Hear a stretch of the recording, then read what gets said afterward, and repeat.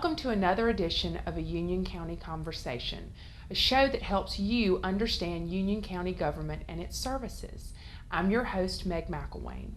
Joining me today are Union County Sheriff Eddie Cathy and Union County Social Work Program Administrator Patrick Betancourt, who oversees child welfare services for the county. Today we're going to talk about the Adam Walsh Act and some changes that have occurred in Union County because of that. Thank you both for joining me today. Thank you. Let's start with just a basic, what is the Adam Walsh Act? Well, it's an act the legislature passed last year that enables us to do background checks, do the things that are necessary to safeguard the public, the people, the officers investigating the crimes, and the children that are being investigated. They've never had the ability or the authority to make those checks, and now they have them. And we work with DSS. We're working to get those things in place to save these children. And is this is a federal legislation? It is. It's federal legislation that the act was named for Adam Walsh, who is the son of John Walsh, the host for America's Most Wanted. He was abducted from a Florida mall in 1981 and then found murdered 16 days later. So this is a federal law that was enacted in honor of him. And so when did it go into effect? Went into effect in July of 2006, and the Federal Bureau of Investigation and the State Bureau of Investigation have been working together to try and get child welfare workers access so that we can have access to the information that Sheriff Cathy referenced. And so when did it go into effect here in Union County?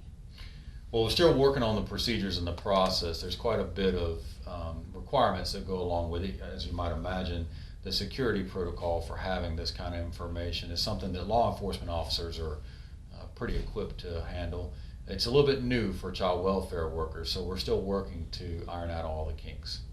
So how has this changed how you protect children and their families here in Union County?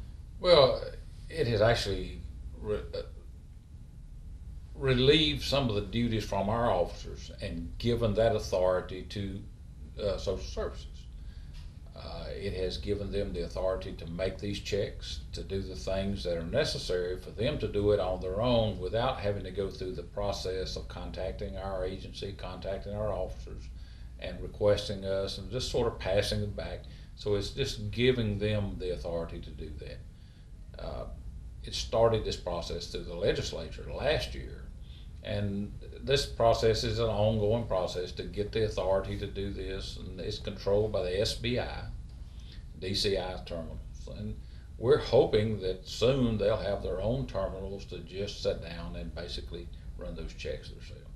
So what's the process for running a background check today?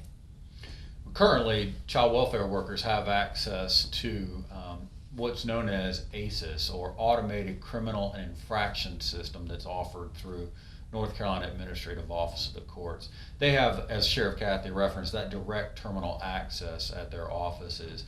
This process, the Adam Walsh Act process, will be a little bit different in that because of the security protocols, because of the sensitive nature of the information, child welfare workers will have to make that request in writing to the sheriff's office because they have the terminal here.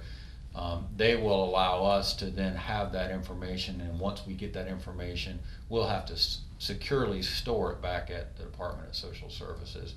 So it'll be a little bit of an intensive process, but it's one that ensures that we safeguard the information in the way that the State Bureau of Investigation requires. Well, so in closing, what do you want the public to know about the Adam Walsh Act, why the Adam Walsh Act is so important to child welfare in Union County, but also across the United States? I think for us, for child welfare workers, the biggest thing is that this is a nationwide repository of information, and obviously as families become more and more mobile, it becomes a little bit more of a challenge for us to ensure that we have all of the necessary background information. So having this background information that's verified through fingerprinting, that it comes from across the country, ensures that we have the most information to be able to help families keep their children protected. So I understand. Well, I hope that you've learned as much about the hard work that our Sheriff's Department and Child Welfare Services are doing to protect children in Union County. If you have any questions, is there a phone number they can call? Sure, they can call 704-296-4301. That's my direct office number. I'm happy to answer any questions regarding Adam Walsh Act for child welfare workers. Great. Well, we'll see you next time for another Union County Conversation.